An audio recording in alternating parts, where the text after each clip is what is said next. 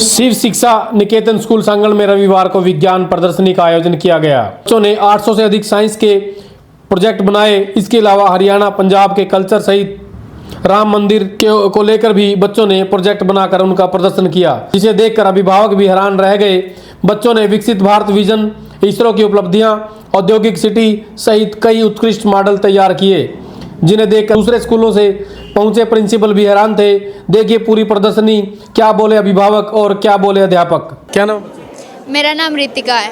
क्या बनाया आपने? हमारे प्रोजेक्ट का नाम है विकसित भारत।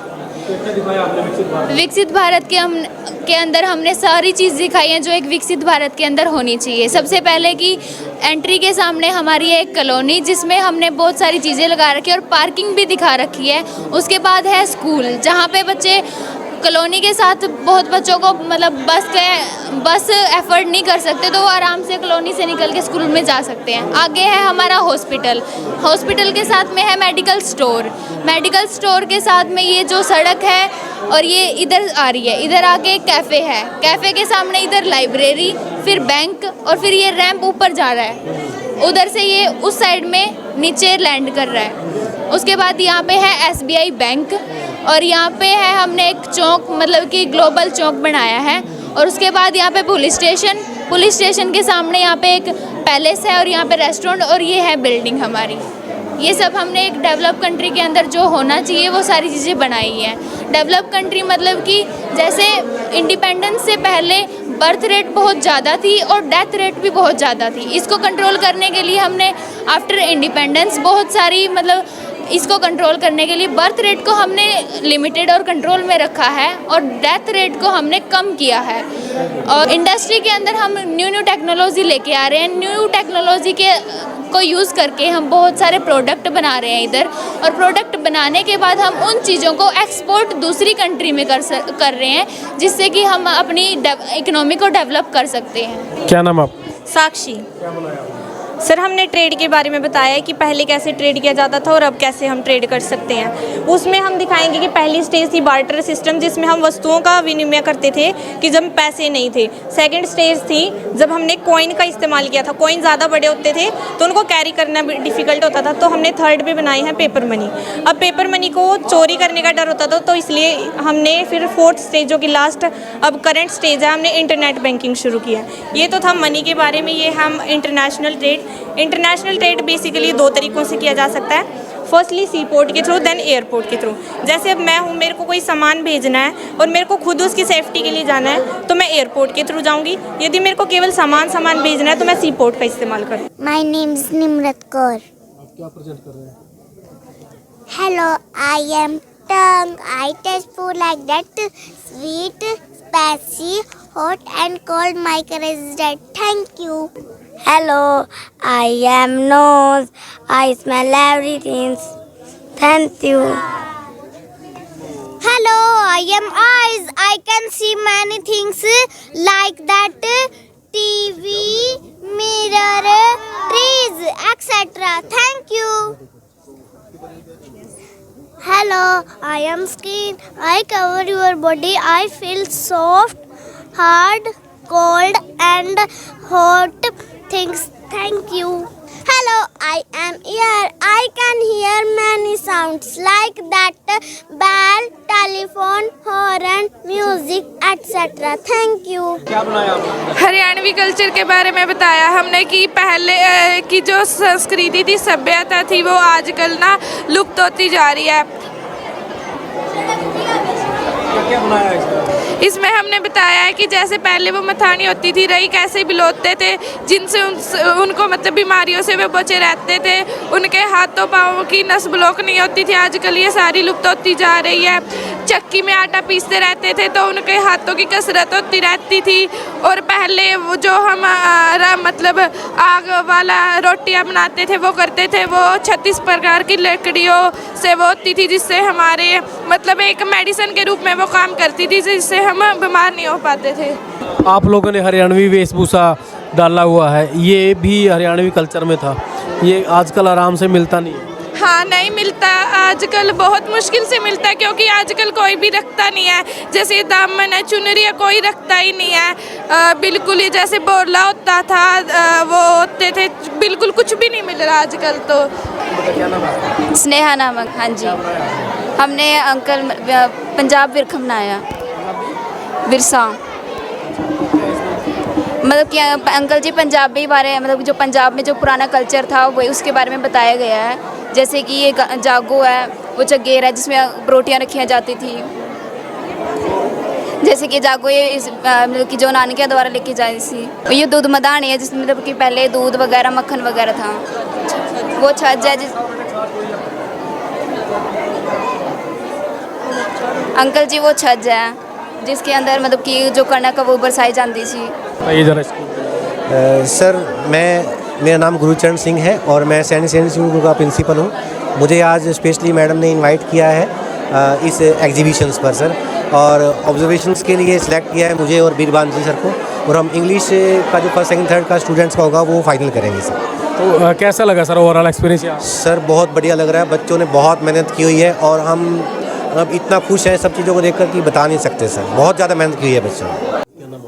मेरा नाम जितेंद्र सिंह है जी। आप ये प्रदर्शनी देखने पहुंचे हैं, क्या कुछ देखा आपने? जी मैंने देखा है हर प्रकार के यहाँ जो बच्चों ने हैं, जो प्लांट से लेके साइंस के जो अच्छे अच्छे प्रोजेक्ट बना रखे हैं, तो बहुत ही अच्छा लगा देख के कि लड़के हमारे जो है ना न्यू जनरेशन है वो पढ़ाई की तरफ काफ़ी साइंस की तरफ जाती हुई नज़र आ रही है। जो बच्चे इस तरह से प्रोजेक्ट बना करके जो बच्चे सीखते हैं, क्या मानते हैं इसका कितना असर होता है पढ़ाई में? जी बहुत अच्छा होता है जी। जो मैंने आज मैं फर्स्ट टाइम मेरी ज़िंदगी में पहली बार देखा है जो मैंने ऐसी जो प्रतियोगिता है स्कूलों में लगी है, जो साइंस की प्रतियोगिता लगी है। क्यों अपने यहाँ तो कम स्कूलों में सिर्फ अनार ABCD पढ़ाई जाती थी पहले तकरीबन बहुत सारे, उसके बारे में बच्चों को पता ही नहीं होता कि पंखा कैसे चलता है, रेफ्रिजरेटर कैसे काम करता है। इन बच्चों को मैंने देखा है जो बता भी रहे हैं कि कैसे काम कर रहा है। जो कि प्रोजेक्ट्स के माध्यम से बच्चे अच्छा समझ जाते हैं। विदेशों में जो हमने सुना है, मैं गया भी हूँ, विजिट भी किया है मैंने, 2-3 देश में घूम के आया हूँ। उनमें देखा गया कि अक्सर स्कूलों में है ना अनार ABCD कोई नहीं पढ़ाता है। वहाँ पे सिर्फ एक प्रैक्टिकली लड़के को एक पुर्जा बताया जाता है कि रेफ्रिजरेटर फ्रिज है जो हमारा ऐसे काम करता है, जो हमारी मशीनरी ऐसे काम करती है, ये इसके पार्ट होते हैं।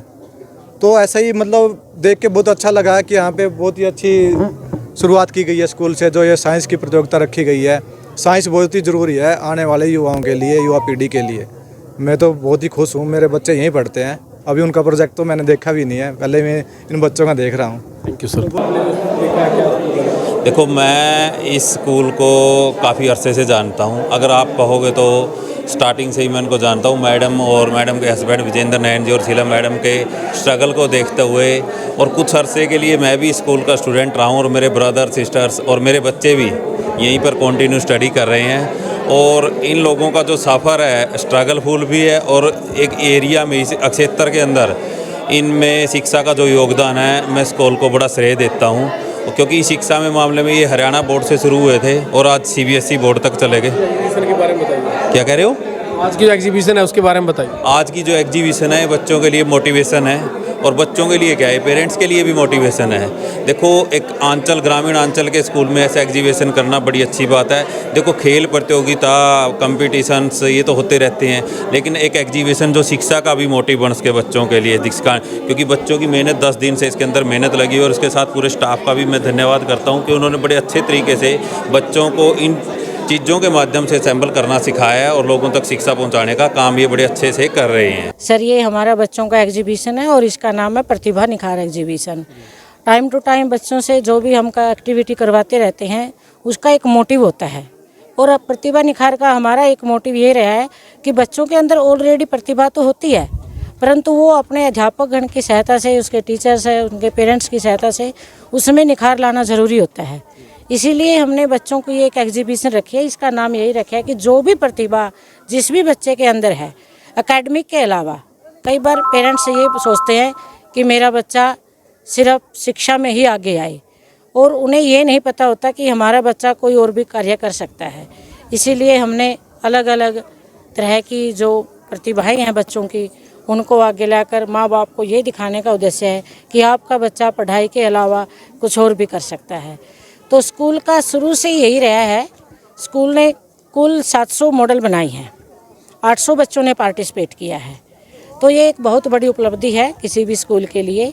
और पिछले 24 साल से जो हमारा स्कूल रन अप चल रहा है, तो वो हर बार कोई एक नई चीज़ करता है। लास्ट ईयर एनुअल था, उससे पहले ये था, तो ऐसे एक्टिविटी चलती रहती है। ये एक नया था कि बच्चे कुछ ऐसा करें। कोरोना के बाद ना बच्चों में कुछ निरस्ता आ गई थी, उसे आगे लाने के लिए स्कूल में ये प्रतियोगिताएं करवाई जाती हैं, तो इसीलिए हम ये कर रहे हैं। कोई कौन चीफ गेस्ट था, कोई आप बुलाया, शुभारंभ किसने किया, और पेरेंट्स कितने आए हैं देखने के लिए? पेरेंट्स तो सर आप देख ही सकते हो, सुबह से पेरेंट्स ही आ रहे हैं और हमें अभी अंदाज़ा ही नहीं है कि पेरेंट्स कितने आए हैं। 4000 का हमारा था कि 4000 जो है हमारे गेस्ट हैं जो वो आएंगे।